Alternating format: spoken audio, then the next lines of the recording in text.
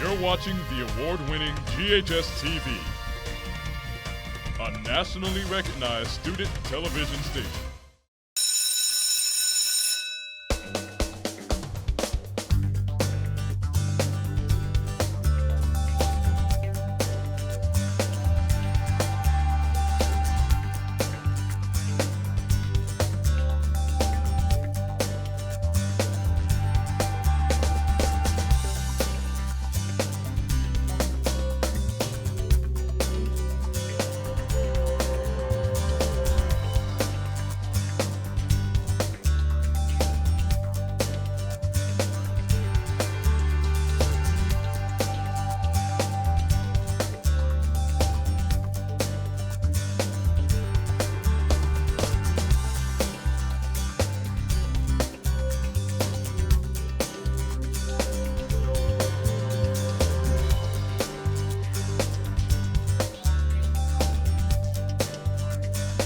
Hello, and welcome to a new edition of Shelby County Schools Report. We're coming to you from the studios of Germantown High School Television. I'm Rachel Christopherson. And I'm Raina Katko. Each month, we highlight various people, programs, and events making a difference in our school system. This month's Faces of SCS highlights Cordova Middle School's Principal Charisse Wooding. We go inside her first year as an SCS principal. Parents will want to stay tuned for today's SCS Focus. Executive producer Allison Long is joined by new Shelby County Schools Board member Michelle McKissack. They will talk about why she ran for office and what she hopes to accomplish. Our school of the month is Shrine School, a special school for extra special students. And later, we go behind the scenes of Germantown High School Television's 2-hour live election night coverage. But we want to introduce you to our Teacher of the Month. Treadwell Elementary School teacher Neven Holland always knew he wanted to help people, but it wasn't until a fateful trip to Memphis that he decided to become a teacher. Now he's using his experiences growing up in Chicago to reach his students and bring a better education closer to home for them. Okay, what I want you to do, take those sprints and slide them. I came to Memphis originally to do a ministry program. I watched the presentation. His name was David Montague from Memphis Teacher Residency, and he had mentioned the achievement gaps that are going on in Memphis and how we need effective teachers in the classroom. Teaching, it was nowhere even close to what I wanted to do. But when I heard David Montague speak, something inspired me to see a need where there's a lot of students not getting those opportunities that I was fortunate to have. I was thinking to myself, that's it. Go! When I think about Mr. Holland and all of the qualities that really mark him as being a fantastic teacher, one word really comes to mind for him, and that word is driven. Now that he is growing as an educator, we're seeing that drive actually flow out of his classroom. And I think that's one of the strongest assets that he has as an educator. I've never seen anybody who can break down an academic standard like he can and really know what the students need in order to be successful. It's because he's trying to challenge us, and we have to find it out. And if we make mistakes, he can help us correct them. Hands up. Let's see if you can improve. So wherever you stopped at, see if you can go one more beyond that. His passion rubs off on, I think, a lot of people, and I think he's a very inspiring individual. What does a right triangle look like? And then answer that question. Math, for some reason, it just has a tug on my heart. We're okay with people saying, oh, that's okay, I'm no good at math. We would never accept that if they were to say, oh, that's okay, I'm no good at reading. Math is such a vibrant, such a free subject. No matter how you get there, everything has one solution, and I love just the flexibility of it. When we get bigger, we'll have more knowledge of math. If we was to start the 10 ready, is that going to be posted? There's this spirit of we're here to learn, we're here doing this with Mr. Holland, and there is a love and a passion that they feel for him, just the same love and passion that he instills in them every day. Then he used 8 times as much fabric I noticed that when I put them at the center and when I put them on the front spot to be the driver of the instruction and include their interests and get them out their seat and allow their joy to happen, that's when they have the most fun.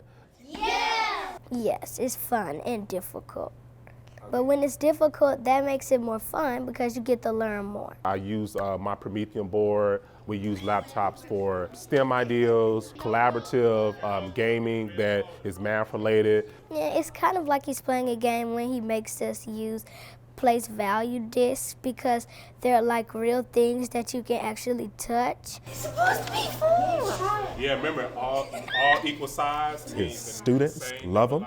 Every time they see him in the hallway, hey, Mr. Holland, how you doing? He's funny because he always plays with some students sometimes. I would say that he doesn't take things too seriously, but he's always someone you can laugh with. It's just that kind and understanding and warm personality that he has that makes him a great teacher and a great colleague. Thinking about Mr. Holland, there's another word that comes to mind for him, and that is that word of equity. I think that that's what's rooted in his practice is his passion for social justice and for equality for all people. We want to just give everyone an opportunity to be productive citizens. And it's hard to do that when not every child in Tennessee is not having those same opportunities or the things that they need to be successful. That's what social justice is all about, is making sure that everybody has an equal playing field. We got a lot of work to do, but I definitely think it's possible for every child to have an equal education. My vision, hopefully, is that every child will have an opportunity to be a productive citizen and be equipped with the skills they need from K through 12 because they have everything they need to be successful for life. Being a principal, I'm sure, is not easy, especially in your first year. But Cordova Middle School's new principal, Charisse Wooding, is excelling in her new role. We caught up with her to find out how the year is going in this month's Faces of SCS. In middle school, it's that gray area of transition. And if elementary is kind of like learning the foundations of school, and then high school is learning kind of for life. You have 1 minute I want to be treated like a elementary school student, but then the next minute I'm an adult. And you kind of need direction, and it's very amazing to have someone that is very intentional about your education and it influences your life and changes your life. See what we're doing? You got to go over for each one, but apply it on the right line. Morphing that social, emotional aspect that they're going through and changes that they're going through along with trying to educate them. It was an experience that I thought I was prepared for, but I had to pull back and oh, they're different. They're really different. Are you in choir? What do you know what a treble clef is? A good principal would be someone who just takes care of the teachers and the students, makes sure every student is just on point. Because the students make up the school, so as long as you're trying to encourage them and better them, I think that you're a good principal. I think she's doing it fine so far. They have so much energy. They're ready to come to school, they're ready to learn, they're ready to do something different, and that helps me keep our focus. Now those students really see that she really cares. That's pretty clear that they truly do respect her. She treats them like they're adults, which the world sometimes sees them as. What do you mean when you say get the letters out? Because you do know. I really like Miss Wooding. I like how she engages with the students and how she likes to talk to them. She is very understanding. She doesn't mind letting you know the truth. Obviously, you'll have that gap there from your transition. Whether it's a good thing or a bad thing, there's always a way to find a positive spin on it. She models what she wants. She tells us what she wants. I would suggest to incorporate an ink portion. And if it's not the way she wanted, she come with a better way to handle it. She's very straightforward, so you never question where you stand with her. But we definitely want to do something to bring the community in. And she knows what it takes to be the best. We'll get there, we'll reach our student achievement goals and grow students in much less time than people think a new administrator can do. The teachers are like shocked. I don't know if they expected her to be as prompt, as efficient, as involved, because she is. I'm not the standing on the balcony shaking my finger type administrator, this is wrong, dictatorship. No, I'm collaborative. I'm very much so collaborative as an administrator because I need my teachers and staff. Which I think is crucial. And as a teacher, I appreciate that, and our students do, because you can fix something right in the moment. I have an open door policy to where I want people to come in, feel that openness from me. Teachers know that they can reach out to me and trust me with that information and trust me to deliver the support that they need. I think it's great that she's female because we need more female leaders in the secondary level. Women just have an amazing way of leading. It's something empowering about being led by a woman. Oh, yes. Yes, I know. I have to visualize it. Okay. And certainly that she's the first African American female principal is even better because the demographics in Cordova have changed. When my daughter found out, she lit up and she said, "That's major, Mom. That is huge. Do you know what that means?" And I said, "No, Mommy, just happy to be a principal." And she said, "But you're the first. You're the first." I think it's extremely influential on young minds for them to see leaders that look like them. Having Ms. Wooding be our first African-American female principal, I really like that because it shows like even though it was different before, you can always change it now and you could be the first to do something that's very important. Everybody can be great because anybody can serve. You only need a heart full of grace, a soul generated by love. She's brought a different life to Cordova Middle. I expect good things as long as she's here as the leader. We're running a 24-hour broadcast television station like no other school has done. It is student run, it's student produced, it is student written, and it's student directed. Here's to another 35 more years. Students here get immersed in lots of different types of shows so that when they go out into the real world or to college, if this is what they want to pursue, they are so prepared. Those lessons have also affected me in the ways that I would never even imagine. It has shown me to be different and to, not settle for mediocrity. When you're producing a show, you want your show to be the best one it can be. You want it to be a show to remember, a show that you want to look back on and say, I did that. Yes, I did do this. Did I believe that I could do this? No, but because of all the support that I gained, I know that I can actually get this done. I know that the skills I've learned here is something I'm never going to forget, and same with the experiences here. From all of us here at GHS-TV, have a great day. For more information about the Kappa program, visit ghskappa.com or call 755-7775. You're watching the award-winning GHS-TV, a nationally recognized student television station. Now, here's GHS-TV executive producer Allison Long with this month's SCS Focus. Thank you, Rachel. Our guest this month is Shelby County Schools Board member Michelle McKissack.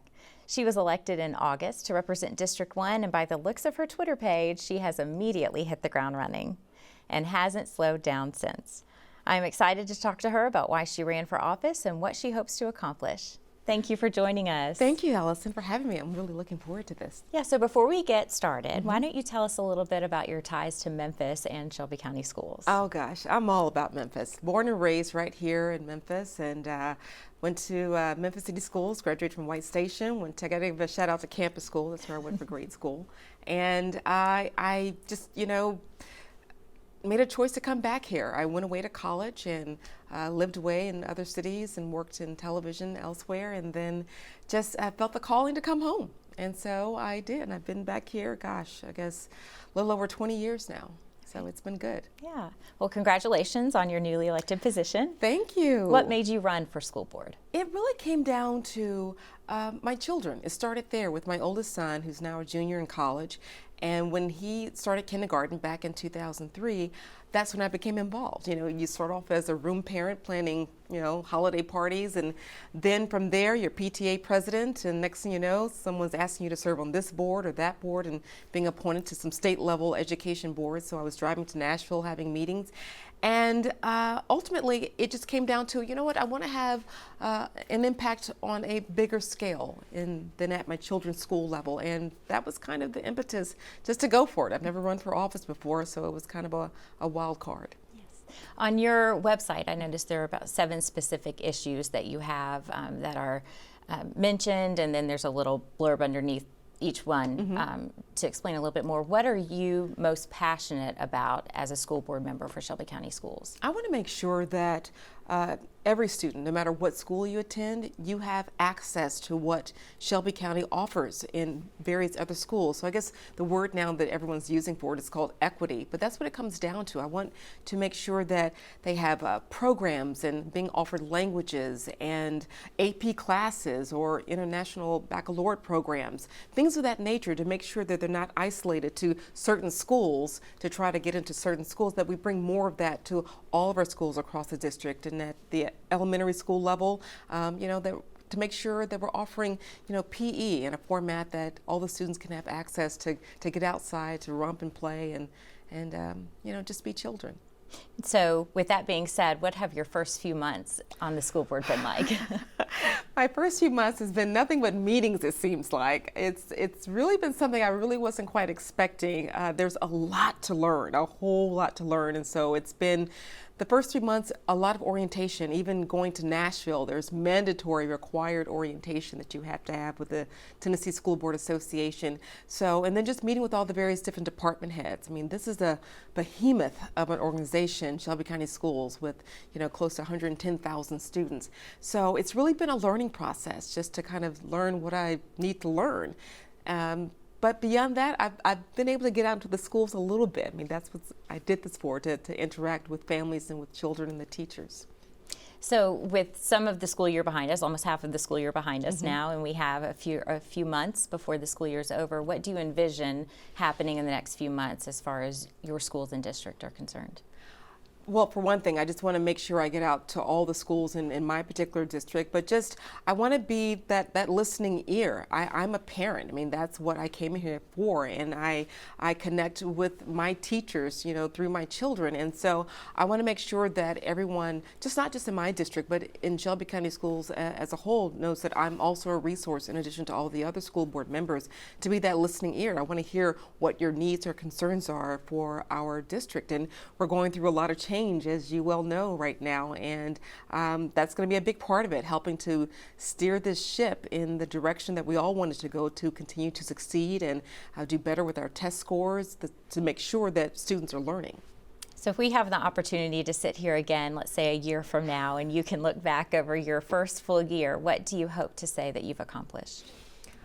I'd like to say that I have accomplished like I said, being that voice, making sure that the concerns of our students' learning is paramount, that we have this continuity, because with the programs that I've learned about in the last 3 months in terms of literacy and tackling it, not just at the elementary school level, that's where you can first discover it, but we've got a lot of problems at our older school levels, at the middle school and high school, to make sure those students are getting the attention, that we're on that pathway at least of providing the intervention, the programs that are coming into place to help students learn to read, because when you can read, you can learn other subjects as well. So I believe that's what, I'd like to see done. There's so much to do, and having to, be on this pathway of selecting a new superintendent, that's another big tall order that in a year's time that we'll have a new superintendent up and running. Yes.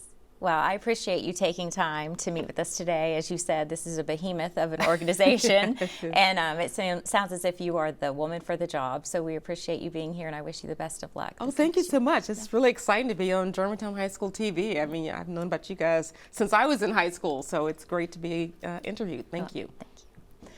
Now here's Raina Katko with our School of the Month. Raina? When it opened in 1945, the Shrine School was the first school in Memphis for children with special needs, and its mission continues today. I visited the Shrine School recently and discovered what makes it so truly special. Good job, Jafar. There is no other school within the district that does what Shrine does. Tucked away in a Memphis neighborhood is a school that is fostering the minds of Shelby County's most special students. The children come to the Shrine School because they have a big medical need that cannot be met in a traditional setting. Hello. Shrine School is a wonderful school that is beautifully set up to meet the special needs of our children here. Letter E. Since 1945, Shrine School has served students with disabilities from all over Shelby County. The name Shrine came from the group of Shriners who got together and decided that in order to meet the needs of some of the students in the community, they would start Shrine School. While Shrine School is funded by Shelby County, the Shriners help raise money to ensure that the school is fully operational and that the students are offered everything they need. The Shriners, so we have several proposals each month where we see different students that need some things that may not be in the budget, and they're very generous, and so they'll help us with that. This is my first year here, and I've already been able to see just how many amazing resources we have for our kids. With just 150 students enrolled at Shrine School, class sizes are small. This is intentional in order to better serve the needs of the students. Yeah, very good. I only have 9 students right now, and I have 2 assistants, so that's a 1-to-3 ratio. It is wonderful because it makes it so that you can do lots of one-on-one with the kids. Many of the students have extreme disabilities, but the teachers stress that these students are learning and growing just like any child, but in their own way. Whatever they can accomplish, that is their only personal greatest accomplishment. And even if it's just what we would take for granted as eye-gazing, looking in the direction of a speaker when you're reading a book to them. Alex, step closer and to the side of him. Some students are nonverbal, but that does not mean they don't have a voice. Shrine School teaches them how to express themselves and find their voice inside. A kid that some people would look at and think they can't speak, but I get to sit there and go, no, there's so many other ways that they can talk. It's not all verbal. You can sign, you can exchange a picture, you can talk on this communication device. It can speak for you. That's your voice. So giving a child another way to communicate just makes me so happy. When students are not in the classroom, they're in the pool. And it's just therapeutic for them to get out of the chairs and just feel like they're floating. Or on the court. We have a basketball team, and with the basketball team, we have the students that some can get out of their chairs and do it, and then some shoot. And of course, no school experience is complete without a prom. We have prom. We have the Valentine's dance. We have where we do like the Oktoberfest. We have that, and they get a chance to wear their costumes. We do a hayride where it takes us in the ride, and all of the students get out of their chairs and they're able to ride around. And then we have a train that comes in the warmer months of the year. Parents, like at most schools, play a big role in the success of the students. The families are very involved. There is great collaboration between school and home. Parents want to be involved. Teachers work to get their parents involved as well. So it's a great environment. They help push the chairs, like if we go to the zoo. You know, the zoo is big and we pick certain areas that we go to, and the parents will volunteer to go. And the children just love them coming to the classroom and just being actively involved. Ew, good job. It's this combination of teacher, staff, and parent support that keeps the classrooms and the hallways filled with students. You ask any doctor in the city that services the children with multi-disabilities, they are the ones that are recommending children to come to us, as well as parents of children who have gone on after 22. They are coming back and telling other parents who have children of special needs that this is the best school in the nation. Reporting for Shelby County Schools Report, I'm Raina Katko. In November of 2018, the country participated in a historic election. Students here at Germantown High School Television spent months leading up to the big night, studying the local and national races in preparation for our live coverage of Election Night 2018. SCSR student reporter Roddy McKinner and videographer Jalen Davis give us an inside look at what all went into producing this 2-hour show. Touch 3, switch audio, you tell. The battle for Congress ends tonight. Will Republicans remain in power, or will the Democrats take control of one or both chambers?